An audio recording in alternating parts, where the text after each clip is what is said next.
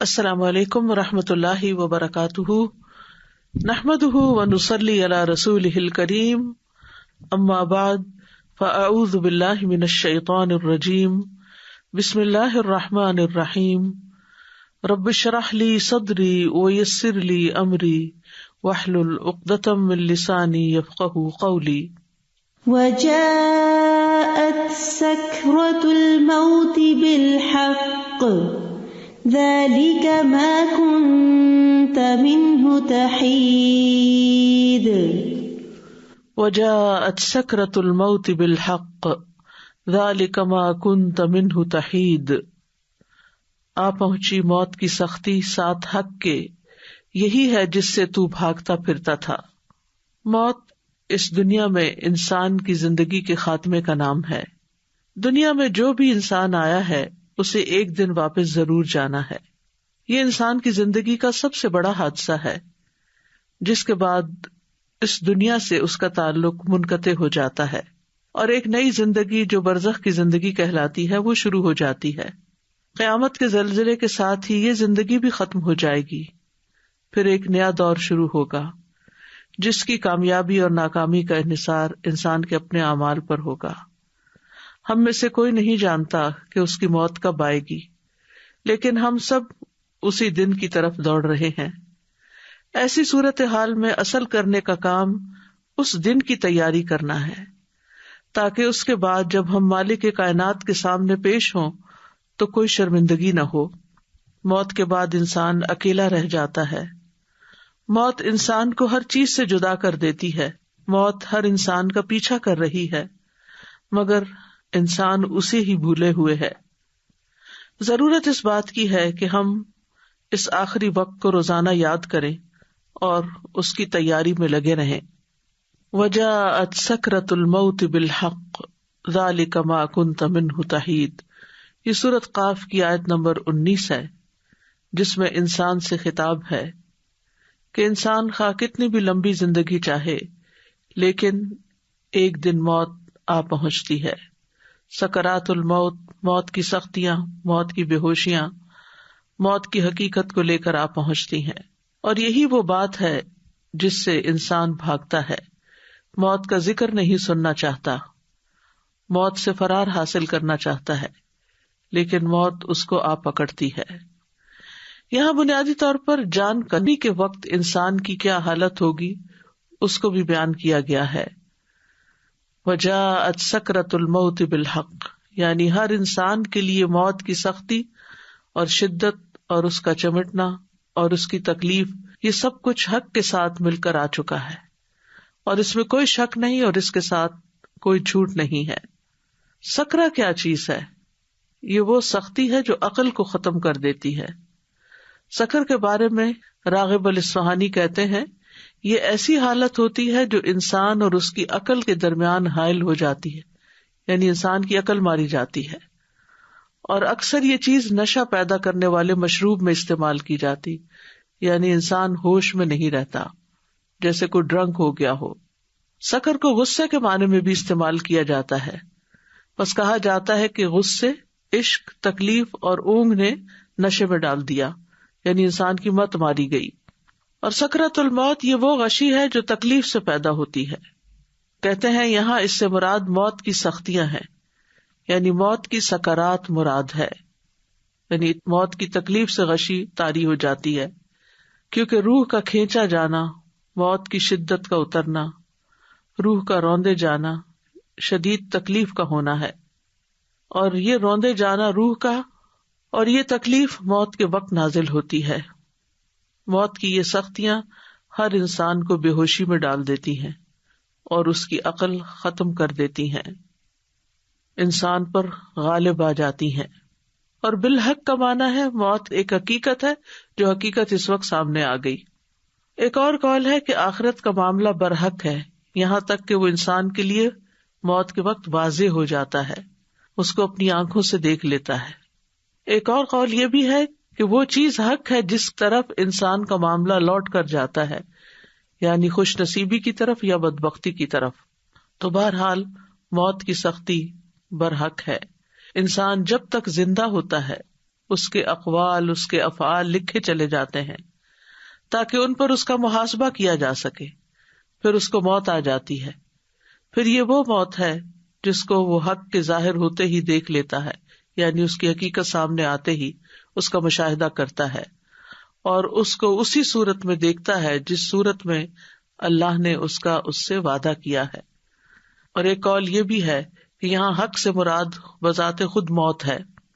اس کو حق اس لیے کہا گیا ہے کہ ہر انسان موت کا حقدار ہوتا ہے، یا آخرت کے گھر کا جو کہ برحق ہے اور اس کی طرف اس کو منتقل ہونا ہے.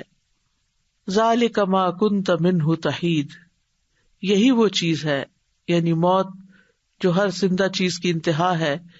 ما کنت منہ تحید، جس سے تم بھاگتے تھے، جس سے تم کتراتے تھے، اپنی زندگی میں اس سے فرار حاصل کرتے تھے. یعنی کوئی بھی چیز جس سے یہ انسان کو احساس ہونے لگے کہ اس کو کھانے سے موت آ سکتی ہے یا اس بیماری سے موت آ سکتی، تو انسان اس سے بھاگ جاتا ہے، اس کے قریب نہیں پھٹکتا. انسان کو اپنی جان بہت پیاری ہوتی ہے اور ہر اس چیز سے انسان بھاگتا ہے جس سے موت کا اس کو اندیشہ ہو. تو یہی بات یہاں کہی گئی کہ یہی وہ چیز ہے جس کو پیش تو آنا تھا لیکن تم اس سے بھاگتے رہے. جب کوئی بندہ کسی چیز سے ایک جانب ہو کر دور چلا جاتا ہے تو اس وقت کہا جاتا ہے حاد فلان عن الشیء یحیدہ حیدۃ. تو بہرحال انسان جب موت دیکھتا ہے تو پھر نہ بھاگ سکتا ہے، نہ کوئی مدد دے سکتا ہے، نہ اس سے خلاصی ممکن ہے. ابن عباس اس کا معنی یہ کرتے ہیں کہ یہی وہ چیز ہے جس کو تو ناپسند کرتا تھا. ہم میں سے ہر شخص موت کو ناپسند کرتا ہے اور اس کا سامنا نہیں کرنا چاہتا، لیکن موت تو ایک حقیقت ہے، ہر جان نے مرنا ہے. اللہ سبحانہ وتعالیٰ فرماتے ہیں کل نفس ذائقۃ الموت ثم الینا ترجعون، ہر جان موت کو چکھنے والی ہے، پھر تم ہماری ہی طرف لوٹائے جاؤ گے. موت کا فرشتہ مقرر کر دیا گیا ہے. سورۃ السجدہ میں آتا ہے قل یتوفاکم ملک الموت الذی وکل بکم ثم الی ربکم ترجعون. کہہ دو کہ موت کا فرشتہ جو تم پر مقرر کیا گیا ہے تمہاری جانیں قبض کر لیتا ہے، پھر تم اپنے رب کی طرف لوٹائے جاتے ہو. موت سے فرار ممکن نہیں ہے. سورۃ الجمعہ میں آتا ہے قل ان الموت الذی تفرون منہ فانہ ملاقیکم ثم تردون الی عالم الغیب والشہادۃ فینبئکم بما کنتم تعملون. کہہ دو بلا شبہ وہ موت جس سے تم بھاگتے ہو یقیناً وہ تم سے ملنے والی ہے. یعنی انسان جتنا بھی بھاگ لے لیکن وہ تو سامنے سے آ رہی ہے. پھر تم ہر پوشیدہ اور ظاہر چیز کو جاننے والے کی طرف لوٹائے جاؤ گے تو وہ تمہیں بتائے گا کہ تم کیا کچھ کرتے رہے ہو. یعنی موت کس لیے رکھی گئی؟ تاکہ یہ دیکھا جائے کہ موت سے پہلے کی زندگی میں انسان نے کیا کام کیے ہیں، ان کا حساب کیا جائے اور اس پر اس کو جزا یا سزا دی جائے. کوئی بھی ذی روح موت سے نہیں بچ سکتا، کوئی بھی. سورۃ النساء میں آتا ہے اینما تکونوا یدرککم الموت ولو کنتم فی بروج مشیدہ. جہاں کہیں بھی تم ہو موت تمہیں آ ہی لے گی، خواہ تم مضبوط قلعوں میں محفوظ ہو جاؤ، موت وہاں بھی پہنچ جائے گی. یعنی کیسی بھی خوراک کھا لو، کیسے بھی گھر میں رہ لو، کیسے بھی علاج کروا لو، کیسی بھی سہولتیں تمہیں میسر ہوں، لیکن موت جس وقت آنی ہے وہ آ جائے گی، کوئی اس سے بچ نہیں سکتا. وَلَن يُؤَخِّرَ اللَّهُ نَفْسًا إِذَا جَاءَ أَجَلُهَا وَاللَّهُ خَبِيرٌ بِمَا تَعْمَلُونَ. اور اللہ کسی جان کو ہرگز مہلت نہیں دے گا جب اس کا وقت آ گیا، اور اللہ اس سے پوری طرح باخبر ہے جو تم کر رہے ہو. یعنی تمہارے روزمرہ کے اعمال بھی اللہ تعالیٰ کے سامنے ہیں. انس رضی اللہ عنہ سے روایت ہے، وہ کہتے ہیں کہ فاطمہ رضی اللہ تعالیٰ عنہا نے کہا جب رسول اللہ صلی اللہ علیہ وسلم نے موت کی شدت محسوس کی، جو بھی محسوس کی، تو فاطمہ رضی اللہ عنہا کہنے لگی ہائے تکلیف، یعنی ہائے میرے باپ کو تکلیف ہو رہی ہے. رسول اللہ صلی اللہ علیہ وسلم نے فرمایا اے میری بیٹی، تمہارے باپ پر وہ وقت آ گیا ہے کہ اللہ اس سے کسی کو بھی چھوڑنے والا نہیں قیامت کے دن کی ملاقات کے لیے، کیونکہ اللہ سے ملاقات اس کے بعد ہی ہو سکتی ہے. انبیاء سارے کے سارے دنیا سے چلے گئے. رسول اللہ صلی اللہ علیہ وسلم نے فرمایا جبریل میرے پاس آئے اور کہا اے محمد صلی اللہ علیہ وسلم، جیسے چاہو زندگی گزارو، بالآخر تو مرنا ہے. جس کو چاہو اپنا محبوب بنا لو، یقیناً تجھے بالآخر اس سے جدا تو ہونا ہے. یعنی ایک نہ ایک دن وہ ساری چیزیں جن کو ہم بہت عزیز رکھتے ہیں، جو ہماری بہت پسندیدہ ہیں، چاہے انسان ہے یا غیر انسان، وہ سب کو چھوڑنا تو ہے ہی. موت انسان کو گھیرے ہوئے ہے. عبداللہ رضی اللہ عنہ کہتے ہیں کہ نبی صلی اللہ علیہ وسلم نے ایک اسکوئر بنایا، 4 کونوں والا خط کھینچا، پھر اس کے درمیان یعنی سینٹر میں ہاف ہاف کر کے ایک خط کھینچا جو اس اسکوئر سے باہر نکل رہا تھا. اس کے بعد درمیان والے خط کے اس حصے میں جو چوکٹے کے درمیان میں تھا چھوٹے چھوٹے بہت سے خطوط کھینچے، اندر اس کے لکیریں لگائیں، اور پھر فرمایا یہ انسان ہے اور یہ اس کی موت ہے جو اسے گھیرے ہوئے ہے، اور یہ جو بیچ کا خط باہر نکلا ہوا یہ اس کی امید ہے، یعنی اسکوئر سے باہر جو نکلا ہوا ہے، اور یہ جو چھوٹے چھوٹے خط اس کے اوپر ہیں، اس لکیر کے اوپر، یہ اس کی دنیاوی مشکلات ہے. یعنی اسکوئر ہے، درمیان میں ایک لکیر ہے جو اسکوئر سے باہر نکل رہی ہے، اس لکیر کے اوپر چھوٹے چھوٹے اپوزٹ سائڈ پر لکیریں لگی ہوئی ہیں، اور یہ اس کی مشکلات ہے. یعنی انسان یوں جا رہا ہے، پھر ایک رکاوٹ آتی، پھر اس کو پار کرتا، پھر اگلی آ جاتی، پھر اگلی، پھر اگلی، پھر اگلی، موت تک یہی ہوتا ہے. لیکن پھر بھی وہ امید نہیں ہارتا، وہ چاہتا ہے کہ لمبی عمر جیے، اور اس چوکٹے سے باہر بھی اس کی امیدیں جا رہی ہیں. بس جب انسان ایک مشکل سے بچ کر نکلتا ہے تو دوسری میں پھنس جاتا ہے، اور دوسرے سے نکلتا ہے تو تیسری میں پھنس جاتا ہے. مطرف بن عبداللہ الشخیر اپنے والد سے روایت کرتے ہیں کہ نبی صلی اللہ علیہ وسلم نے فرمایا، ابن آدم کی شکل و صورت یوں دکھائی گئی ہے کہ اس کے آس پاس 99 موتیں ہیں، 99 حادثات اور مصیبتیں اس کے آس پاس ہیں. اللہ اس کو بچائے رکھتا ہے، اور جب موت کا وقت آتا ہے تو وہ ختم ہو جاتے ہیں. اگر وہ موتیں اس سے خطا کر بھی جائیں تو وہ انتہائی درجے کے بڑھاپے کا شکار ہوتا ہے، حتیٰ کہ مر جاتا ہے. موت کا وقت اور جگہ بھی مقرر ہے. وما كان لنفس ان تموت الا باذن اللہ کتابا مؤجلا، اور کسی جان کے لیے ممکن نہیں کہ اللہ کے حکم کے بغیر مر جائے، لکھے ہوئے کے مطابق جس کا وقت مقرر ہے. سورۃ النحل میں آتا ہے فَإِذَا جَاءَ أَجَلُهُمْ لَا يَسْتَأْخِرُونَ سَاعَةً وَلَا يَسْتَقْدِمُونَ، پھر جب اس کا وقت آ جائے گا تو ایک گھڑی نہ پیچھے رہ سکتے ہیں نہ آگے بڑھ سکتے، این جس وقت دم نکلنا ہے اسی وقت نکلے گا. مطر بن اکامس کہتے ہیں کہ رسول اللہ صلی اللہ علیہ وسلم نے فرمایا، جب کسی خاص جگہ میں کسی کو موت دینے کا فیصلہ کر دیا جاتا ہے تو وہ جگہ اس کے لیے محبوب بنا دی جاتی ہے، اور وہاں اس کی کوئی ضرورت پیدا کر دی جاتی ہے. اور پھر انسان کیا کرتا ہے، ہم دیکھتے ہیں، ہمارا مشاہدہ ہے کہ انسان اس جگہ پہنچ جاتا ہے، یا کوئی ایکسیڈنٹ ہو جاتا ہے، یا پھر ویسے بیماری کوئی آ جاتی ہے، اور پھر وہ موت آ جاتی ہے. وہ تو ایک بہانہ ہوتا ہے، لیکن یہ کہ جو تکلیف آنی ہے انسان کو پتہ بھی نہیں چلتا، اور انسان سے وہی غلطی ہوتی ہے جس سے وہ عرصہ دراز سے بچ رہا ہوتا ہے. کتنی بیماریاں اچانک حملہ کرتی ہیں، پھر انسان کہتا ہے یہ فلاں چیز کھا لی، فلاں کام کر لیا، فلاں وجہ بن گئی، لیکن یہ سب بہانے ہیں. اصل تو یہ ہے کہ موت کا وقت اور جگہ مقرر ہے. موت سب سے خوفناک مصیبت ہے. شداد بن اوس کہتے ہیں کہ مومن کے لیے موت دنیا اور آخرت کی سب سے زیادہ خوفناک اور ہولناک مصیبت ہے، اور یہ ہانڈیوں کے جوش کھانے سے زیادہ شدید ہے. اگر کسی میت کو قبر سے زندہ کر دیا جائے اور وہ قبر سے اٹھ کھڑا ہو اور وہ دنیا والوں کو موت کی حقیقت بتائے تو وہ زندگی سے فائدہ نہ اٹھا سکے، نہ نیند کی لذت حاصل کر سکے. یعنی اگر مرنے والا یہ بتائے کہ کیسی کیسی تکلیف ہوتی ہے تو دنیا کی جتنی بھی انجوائمنٹس ہیں جینے والوں کی سب ختم ہو جائیں. موت کے وقت 3 مصیبتیں ہوتی ہیں.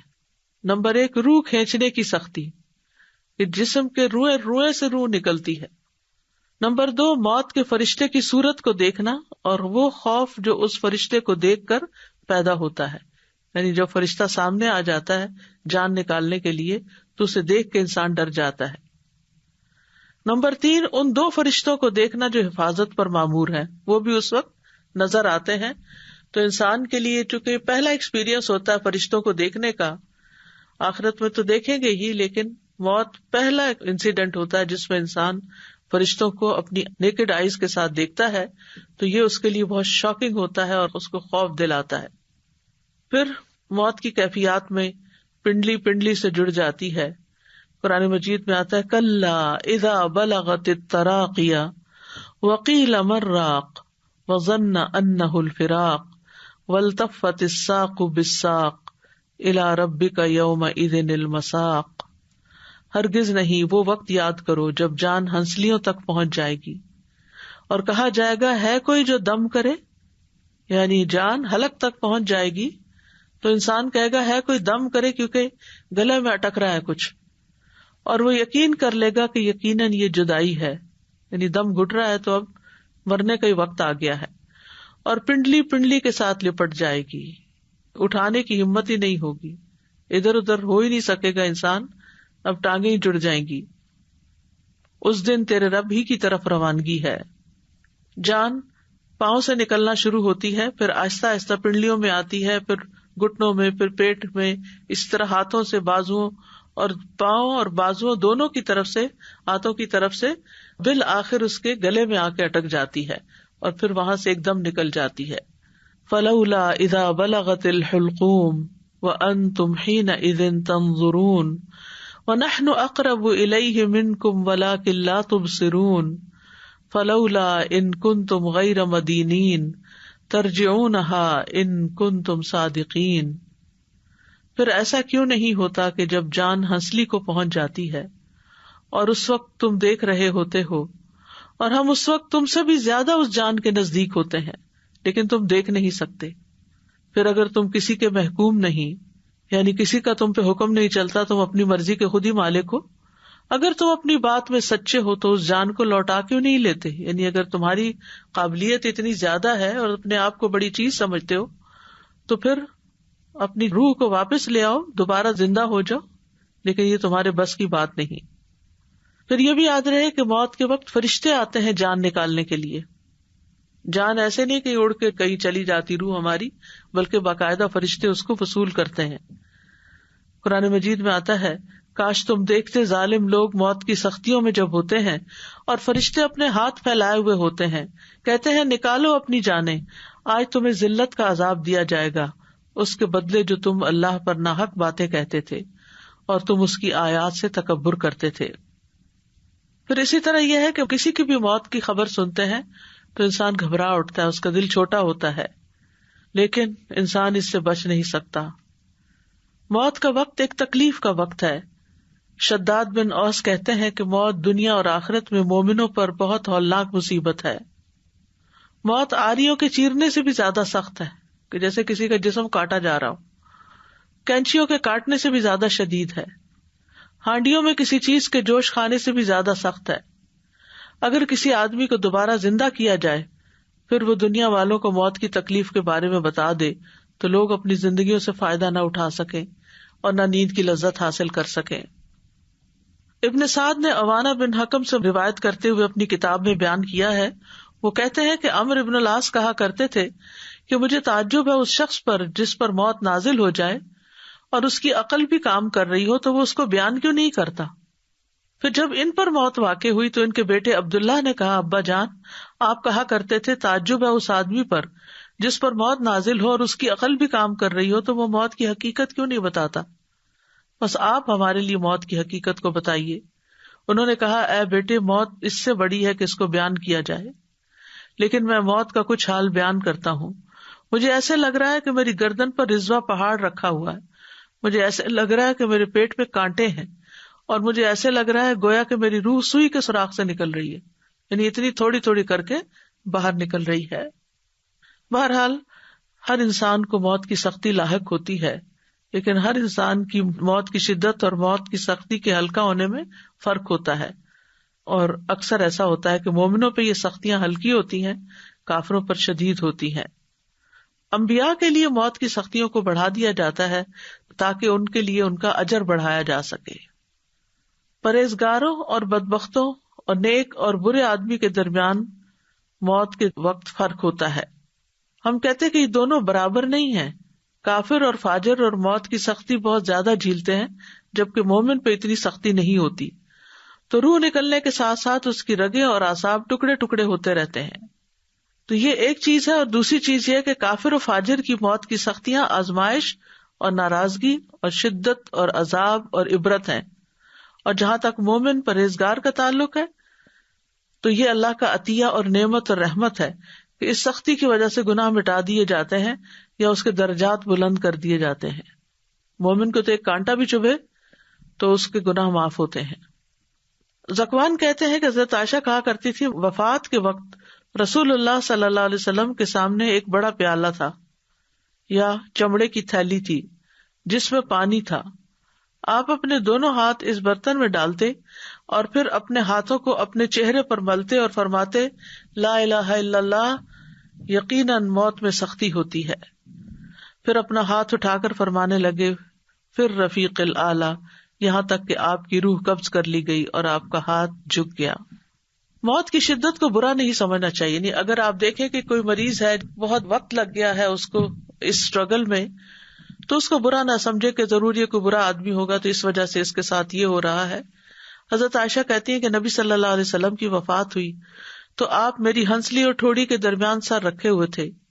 جب سے میں نے نبی صلی اللہ علیہ وسلم پر موت کی سختی دیکھی ہے اس کے بعد میں موت کی سختی کو کسی کے لیے برا نہیں سمجھتی. یعنی آپ تو سب سے زیادہ نیک انسان تھے لیکن موت کی تکلیف سے گزرے، تو اگر کسی اور پر بھی یہ تکلیف آتی ہے تو اس کا یہ مطلب نہیں کہ ضرور وہ کوئی برا آدمی ہے تو اس لیے اس کو زیادہ تکلیف آ رہی ہے. اب سوال یہ پیدا ہوتا ہے کہ موت کی سختی کا سبب کیا ہے، یعنی اتنی شدید کیوں ہے.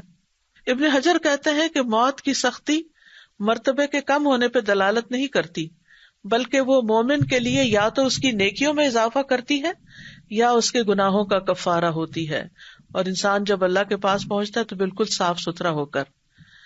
زید بن اسلم اپنے والد سے روایت کرتے ہوئے کہتے ہیں کہ جب مومن کے درجات میں سے کچھ باقی رہ جاتا ہے، یعنی اس نے ان درجوں تک پہنچنا ہے، اللہ نے بڑا ہائی رینک اس کے لیے لکھا ہے، اور وہ اپنے عمل کے ذریعے جنت کے اس درجے تک نہیں پہنچ پاتا تو اس پر موت کی سختی کو بڑھا دیا جاتا ہے تاکہ وہ موت کی سختیوں اور اس کی مصیبت کی وجہ سے جنت کے اس درجے تک پہنچ جائے. مومن کی موت کا منظر کچھ ایسا ہے کہ اللہ تعالیٰ مومن کو موت کی تکلیف دینا پسند نہیں کرتا. رسول اللہ صلی اللہ علیہ وسلم نے فرمایا بے شک اللہ تعالیٰ فرماتا ہے میں جو کام کرنا چاہتا ہوں اس میں مجھے اتنا تردد نہیں ہوتا جتنا کہ مجھے اپنے مومن بندے کی جان نکالنے میں ہوتا ہے. وہ موت کو تکلیف کی وجہ سے ناپسند کرتا ہے اور میں بھی اسے تکلیف دینا ناپسند کرتا ہوں. مومن موت کے وقت اللہ سے ملاقات کو پسند کرتا ہے، یعنی اللہ سے ناراض نہیں ہوتا.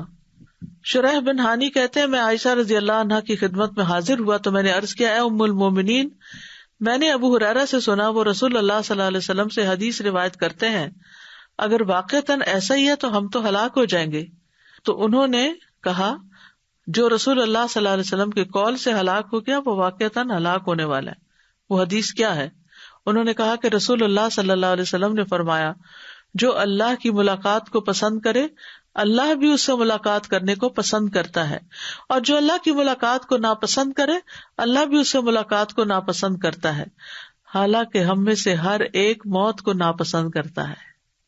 تو عائشہ رضی اللہ تعالی عنہا نے کہا کہ رسول اللہ صلی اللہ علیہ وسلم نے اسی طرح فرمایا تھا، لیکن اس کا مطلب وہ نہیں جس کی طرف تم چلے گئے ہو، بلکہ جب آنکھ پھٹ جاتی ہے، سینے میں گڑگڑاہٹ پیدا ہو جاتی ہے، رونگٹے کھڑے ہو جاتے ہیں، انگلیاں اکڑ جاتی ہیں، بس اس موقع پر جو اللہ سے ملاقات کرنے کو پسند کرے اللہ بھی اس سے ملاقات کرنے کو پسند کرتا ہے، اور جو اللہ سے ملاقات کرنے کو ناپسند کرے اللہ بھی اس سے ملاقات کرنے کو ناپسند کرتا ہے. یعنی وہ جو موت کی شدت کا وقت ہے اس وقت اللہ سے بدگمان نہیں ہونا چاہیے بلکہ اللہ تعالیٰ سے ملاقات کا شوق دل میں پیدا ہونا چاہیے. اللہ تعالیٰ ہمیں وہ عطا کرے جب ہم مرے. مومن کی جان جب اس کے پہلوؤں سے نکل رہی ہوتی ہے تو بھی وہ اللہ کا شکر ادا کر رہا ہوتا ہے. ابن عباس کہتے ہیں کہ رسول اللہ صلی اللہ علیہ وسلم نے فرمایا یقیناً مومن کے ہر حال میں خیر ہے، اس کی جان اس کے دو پہلوؤں سے نکل رہی ہوتی ہے اور وہ اللہ عز و جل کی تعریف کر رہا ہوتا ہے. حسن بصری کہتے ہیں مومن کے لیے راحت صرف اللہ کی ملاقات میں ہی ہے، اور جس کی راحت اللہ کی ملاقات میں ہو تو اس کی موت کا دن اس کے لیے مسرت اور خوشی اور امن اور عزت اور شرف کا دن ہوگا. عبداللہ بن مسعود کہتے ہیں کہ نبی صلی اللہ علیہ وسلم نے فرمایا بے شک مومن کی روح پسینے سے نکلتی ہے، جبکہ کافر کی روح اس کی باٹ سے نکلتی ہے جیسے گدھے کی روح۔ مرتے ہی سلامتی اور جنت کی بشارت مل جاتی ہے۔ الذین تتوفاہم الملائکۃ طیبین یقولون سلام علیکم ادخلوا الجنۃ بما کنتم تعملون۔ وہ لوگ جو پاک سیرت ہوتے ہیں، فرشتے ان کی روح قبض کرنے آتے ہیں تو کہتے ہیں تم پر سلام ہو، جو اچھے عمل تم کرتے رہے ہو اس کے صلے میں جنت میں داخل ہو جاؤ۔ سورۃ الفجر میں آتا ہے یا ایتھا النفس المطمئنہ ارجعی الی ربک راضیۃ مرضیہ فادخلی فی عبادی وادخلی جنتی۔ پھر یہ کہ مومن اچھے طریقے سے دنیا سے رخصت ہوتا ہے۔ فَأَمَّا إِن كَانَ مِنَ الْمُقَرَّبِينَ فَرَوْحٌ وَرَيْحَانٌ وَجَنَّةُ نَعِيمٍ وَأَمَّا إِن كَانَ مِنْ أَصْحَابِ الْيَمِينِ فَسَلَامٌ لَكَ مِنْ أَصْحَابِ الْيَمِينِ۔ پس اگر وہ مقربین میں سے ہو، مقرب بندوں میں سے، تو اس کے لیے راحت اور عمدہ رزق اور نعمت والی جنت ہے آگے، اور لیکن اگر وہ دائیں ہاتھ والوں میں سے ہوا تو تجھ پر سلام کہ تو دائیں ہاتھ والوں میں سے ہے۔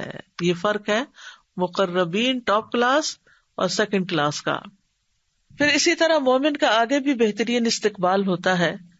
براء ابن عازب کہتے ہیں کہ نبی صلی اللہ علیہ وسلم نے فرمایا بے شک مومن بندہ جب دنیا سے رخصت ہونے اور آخرت کے قریب ہوتا ہے تو اس کی طرف آسمان سے روشن چہروں والے فرشتے آتے ہیں، گویا کہ ان کے چہرے سورج کی طرح ہوں۔ ان کے پاس جنت کے کفنوں میں سے ایک کفن اور جنت کی حنوط یعنی خوشبو میں سے ایک خوشبو ہوتی ہے، یہاں تک کہ وہ اس کی حد نگاہ تک بیٹھ جاتے ہیں۔ پھر ملک الموت علیہ السلام آ کر اس کے سرہانے بیٹھ جاتے ہیں اور کہتے ہیں ایتھا النفس المطمئنہ اخرجی الی مغفرۃ من اللہ ورضوان، اے پاکیزہ نفس اللہ کی مغفرت اور رضامندی کی طرف نکلو۔ چنانچہ اس کی روح بہہ کر اس طرح نکل جاتی ہے جیسے مشکیزے کے منہ سے پانی کا قطرہ بہہ جاتا ہے۔ پھر ملک الموت اسے پکڑ لیتے ہیں، اور جب وہ اسے پکڑ لیتے ہیں تو دوسرے فرشتے پلک جھپکنے کی مقدار بھی اس کی روح کو ملک الموت کے ہاتھ میں نہیں رہنے دیتے، بلکہ ان سے لے کر اسے کفن میں لپیٹ کر اپنی لائی ہوئی حنوط مل دیتے ہیں، خوشبو ملتے ہیں، اور اس کے جسم سے ایسی خوشبو نکلتی ہے جیسے بہت ہی زیادہ مہکنے والی کستوری کی خوشبو جو روئے زمین پر پائی گئی ہو۔ پھر فرشتے اس روح کو لے کر اوپر چڑھ جاتے ہیں۔ اس کے بارے میں ایک نرس نے مجھے بتایا تھا جو ایسے ہی وارڈ میں ہوتی تھی، 30-35 سال کا شاید اس کا ایکسپیرینس تھا ایسے لوگوں کے ساتھ، یعنی جو بالکل مرنے کے قریب ہوتے ہیں۔ وہ کہتی ہے کہ ایک دفعہ ایسا ہوا تھا کہ جب ایک مردے کی جان نکلی ایک شخص کی تو پورا کمرہ خوشبو سے بھر گیا اور تقریباً 15 منٹ تک وہ خوشبو وہاں رہی، اس کے بعد ختم ہو گئی۔ ڈاکٹرز بھی تھے اور لوگ، یعنی سبھی اس بات کی گواہی دے رہے تھے کہ بہت ہی زبردست قسم کی خوشبو آ رہی ہے۔ معلوم نہیں اس شخص کا کیا نیک عمل ہوگا جس کی وجہ سے اللہ نے اس کو چن لیا۔ پھر آسمان کا سفر ہوتا ہے، یعنی جب فرشتے اپنا کفن لے کر آتے ہیں، روح نکال کے کفن میں لپیٹ کے اوپر چلے جاتے ہیں۔ براء ابن عازب کہتے ہیں نبی صلی اللہ علیہ وسلم نے فرمایا فرشتے اس روح کو لے کر اوپر چڑھ جاتے ہیں، اور فرشتوں کے جس گروہ پر بھی ان کا گزر ہوتا ہے وہ پوچھتا ہے ما ھذا الروح الطیب، یہ پاک روح کون ہے؟ وہ جواب میں کہتے ہیں فلاں بن فلاں، اس کا بہترین نام بتاتے ہیں جس سے دنیا میں لوگ اسے پکارتے تھے، حتیٰ کہ وہ اسے لے کر آسمان دنیا تک پہنچ جاتے ہیں۔ وہ اس کے لیے دروازہ کھلواتے ہیں تو ان کے لیے دروازہ کھول دیا جاتا ہے، تو ہر آسمان کے مقرب فرشتے اس کے ساتھ ساتھ چلتے ہیں آسمان کی طرف جو اس کے بعد آتا ہے، اور اس طرح اسے 7ویں آسمان تک پہنچا دیا جاتا ہے۔ آسمان والے نیک روح کو مسلسل مرحبا کہتے ہیں، ویلکم ویلکم۔ ابو ہریرہ سے مروی ہے کہ نبی صلی اللہ علیہ وسلم نے فرمایا فرشتے مومن کی روح کو آسمان کی طرف چڑھا لے جاتے ہیں، پھر اس کے لیے آسمان کا دروازہ کھلتا ہے، پوچھا جاتا ہے یہ کون ہے؟ کہا جاتا ہے فلاں شخص ہے۔ وہ کہتے ہیں پاک نفس کو جو پاک بدن میں تھی، داخل ہو جاؤ اے قابل تعریف، اور خوش ہو جاؤ اللہ کی رحمت اور خوشبو سے اور اس رب سے جو تجھ پر ناراض نہیں۔ بلا شبہ برابر اسے یہی کہا جاتا ہے یہاں تک کہ روح آسمان تک پہنچ جاتی ہے، جہاں اللہ عز و جل ہے، کیا مقام ہے، کیا درجہ ہے. پھر جسم جو ہوتا ہے وہ قبر میں دفنا دیا جاتا ہے. روح کو آسمان سے پھر حساب کتاب کے لیے دوبارہ قبر تک لایا جاتا ہے. ایک دفعہ وہاں پہنچ کے پھر وہ زمین پر آتی ہے. براء ابن عازب کہتے ہیں نبی صلی اللہ علیہ وسلم نے فرمایا جب روح کو 7ویں آسمان تک لے جایا جاتا ہے تو اللہ عز و جل فرماتا ہے میرے بندے کا نام اعمال علیین میں لکھ دو اور اسے واپس زمین کی طرف لے جاؤ، کیونکہ میں نے اپنے بندوں کو زمین کی مٹی سے پیدا کیا، اسی میں لوٹاؤں گا اور اسی سے دوبارہ نکالوں گا. چنانچہ اس کی روح جسم میں واپس لوٹا دی جاتی ہے. ہاں، شہید کی روح جو ہے وہ جنت کے باغوں میں کھاتی پیتی رہتی ہے. مومن میت کا جلد قبر کی طرف جانے کی خواہش کرنا. ابو سعید خدری کہتے ہیں کہ نبی صلی اللہ علیہ وسلم فرمایا کرتے تھے کہ جب جنازہ رکھا جاتا ہے پھر لوگ اسے کاندھوں پر اٹھاتے ہیں، اس وقت اگر مرنے والا نیک ہوتا ہے تو کہتا ہے قدمونی قدمونی، مجھے جلدی لے چلو، مجھے جلدی لے چلو، یعنی مجھے میرے انجام تک پہنچاؤ. دفنائے جانے کے بعد بھی باہر والوں کے قدموں کی چاپ سنتی ہے میت. انس رضی اللہ عنہ سے روایت ہے کہ نبی صلی اللہ علیہ وسلم نے فرمایا آدمی جب قبر میں رکھا جاتا ہے اور دفن کر کے اس کے ساتھی پیٹھ موڑ کر رخصت ہوتے ہیں تو وہ ان کے جوتوں کی آواز بھی سنتا ہے، کیونکہ بائی دیٹ ٹائم روح واپس آ چکی ہوتی ہے. قبر کی زندگی، قبر آخرت کی منزلوں میں سے سب سے پہلی منزل ہے. حضرت عثمان سے روایت ہے کہ رسول اللہ صلی اللہ علیہ وسلم نے فرمایا قبر آخرت کی پہلی منزل ہے، اگر وہاں نجات مل گئی تو اس کے بعد سارے مراحل آسان ہو جائیں گی، اور اگر وہاں نجات نہ ملی تو اس کے بعد سارے مراحل دشوار ہو جائیں گے. اور رسول اللہ صلی اللہ علیہ وسلم نے فرمایا اللہ کی قسم میں نے جتنے منظر دیکھے ہیں قبر کا منظر ان میں سب سے زیادہ ہولناک ہے. پھر قبر کے اندر سوال کیے جاتے ہیں. مرنے والا کہتا ہے مجھے چھوڑ دو، میں نماز پڑھ لوں. وہ کہتے ہیں کہ یقیناً تم ایسا کرو گے، پہلے ہمیں اس کے بارے میں خبر دو جس کے بارے میں ہم تم سے سوال کر رہے ہیں. ٹھہر جاؤ، تم جاؤ گے لیکن پہلے ہمارے سوالوں کا جواب دو. قبر کے سوال مومن کے لیے تو آسان ہے، لیکن غیر مومن کے لیے وہ سوال بہت مشکل ہے. آپ صلی اللہ علیہ وسلم نے فرمایا جب لوگ واپس چلے جاتے ہیں میت کو دفنا کر تو میت ان کے قدموں کی آہٹ سنتی ہے، جبکہ اس سے پوچھا جا رہا ہوتا ہے اے فلاں تیرا رب کون ہے، تیرا دین کیا ہے اور تیرا نبی کون ہے. فرمایا اس کے پاس 2 فرشتے آتے ہیں، اسے بٹھا دیتے ہیں اور کہتے ہیں من ربک، تمہارا رب کون ہے؟ وہ کہتا ربی اللہ. پھر پوچھتے ہیں ما دینک، تمہارا دین کیا ہے؟ وہ کہتا ہے دین الاسلام، میرا دین اسلام ہے. وہ پوچھتے ہیں ما ھذا الرجل الذی بعث فیکم، یہ کون آدمی ہے جو تمہیں مبعوث کیا گیا تھا؟ وہ کہتا ہے ہوا رسول اللہ صلی اللہ علیہ وسلم، وہ اللہ کے رسول ہیں. پھر وہ کہتے ہیں وما یدریک، تجھے یہ باتیں کہاں سے پتہ چلی؟ قرأت کتاب اللہ، وہ کہتا ہے میں نے اللہ کی کتاب پڑھی، وآمنت بہ، اس پر ایمان لایا، یعنی پڑھ لکھ کر اس نے ایمان قبول کیا. یہ کتنا ضروری ہے پڑھنا لکھنا، کتنا ضروری ہے سوچ سمجھ کے زندگی بسر کرنا.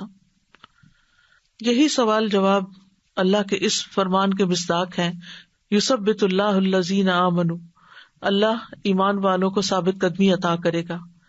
فرمایا پھر آسمان سے منادی کرنے والا آواز لگاتا ہے قد صدق عبدی فافرشوہ من الجنہ وافتحوا لہ بابا الی الجنہ والبسوہ من الجنہ، تحقیق میرے بندے نے سچ کہا، اسے جنت کا بستر بچھا دو، اس کو جنت کا لباس پہنا دو، اس کے لیے جنت کی طرف سے دروازہ کھول دو.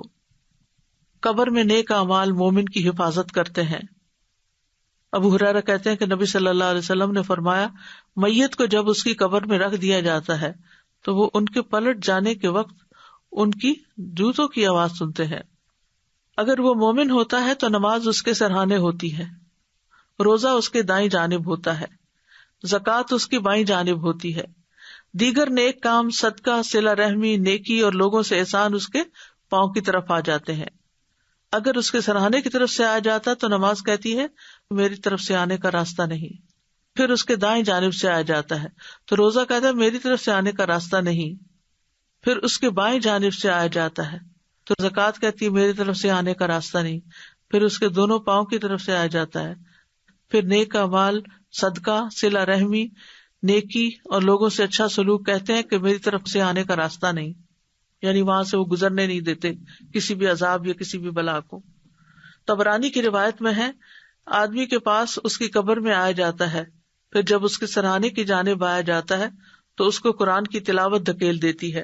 جب اس کے دونوں ہاتھوں کی طرف آیا جاتا ہے تو اس کو صدقہ دھکیل دیتا ہے، کیونکہ ہاتھ سے انسان صدقہ کرتا رہا تھا.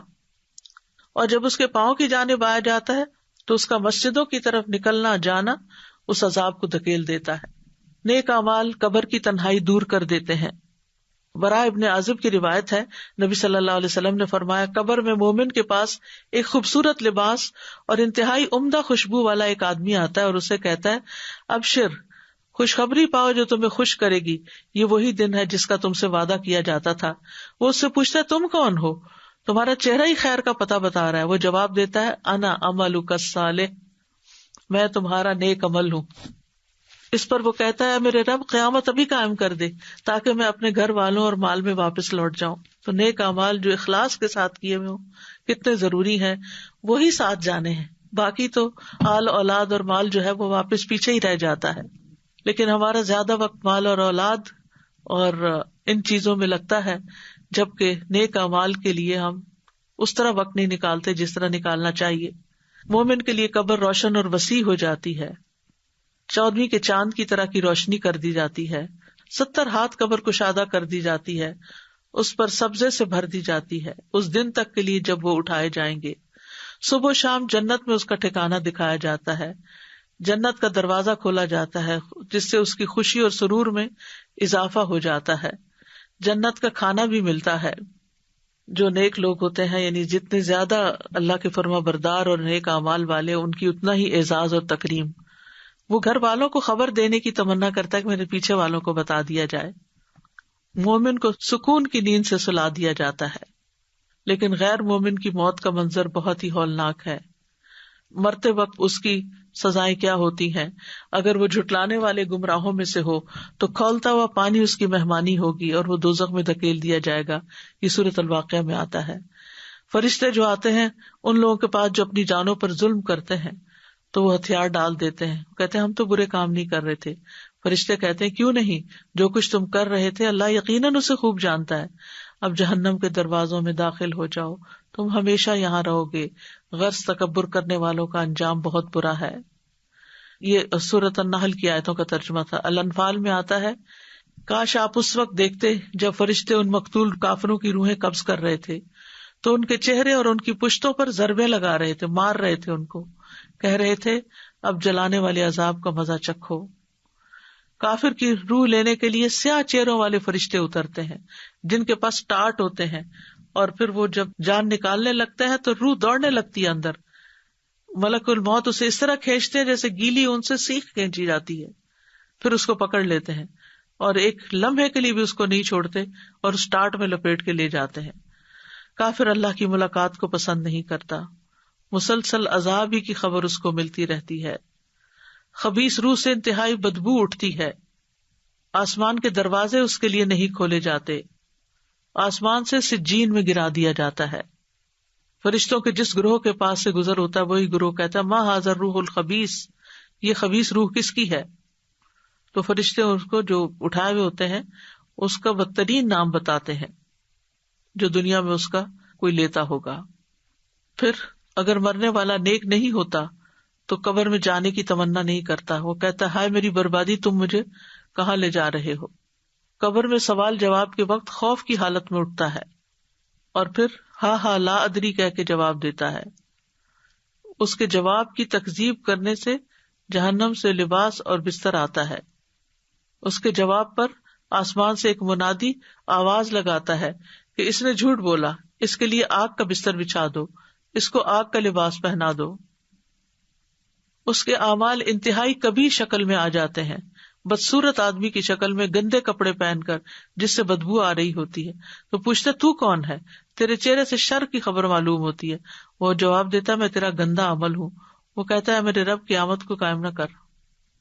پھر قبر میں انتہائی ہیبت ناک ساتھی ہوتا ہے، یعنی خبیث عمل جو ہے وہ اس کے لیے مسلسل تکلیف کا باعث ہوتا ہے. پھر وہاں اندھا بہرا فرشتہ مقرر کر دیا جاتا ہے جس کے پاس لوہے کا ایک گرز ہوتا ہے، اگر وہ پہاڑ پر دے مارے تو ریزہ ریزہ ہو جائے. اس کو معیشت اور دن کا سامنا کرنا پڑتا ہے. پھر قبر میں کوئی عمل موجود نہیں ہوتا، حسرت کے لیے جنت کا ٹھکانہ دکھایا جاتا ہے.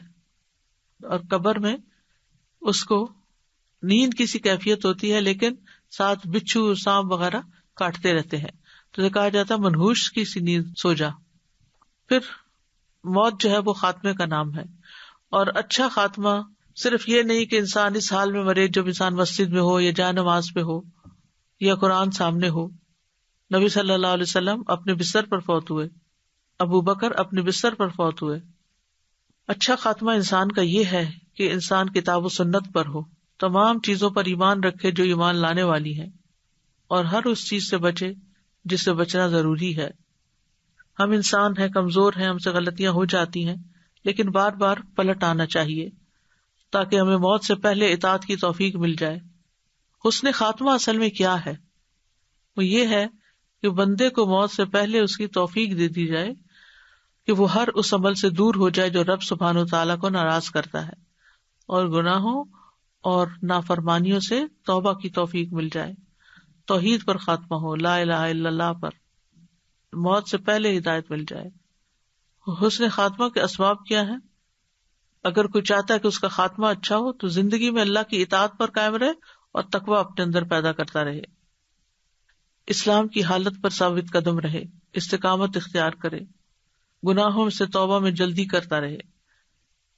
گڑ گڑا کر حسن خاتمہ کی دعائیں ہم سب کو کرنی چاہیے، اور خصوصاً ہم اس آخری عشرے میں اپنی دعاؤں میں یہ بات ضرور یاد رکھیں.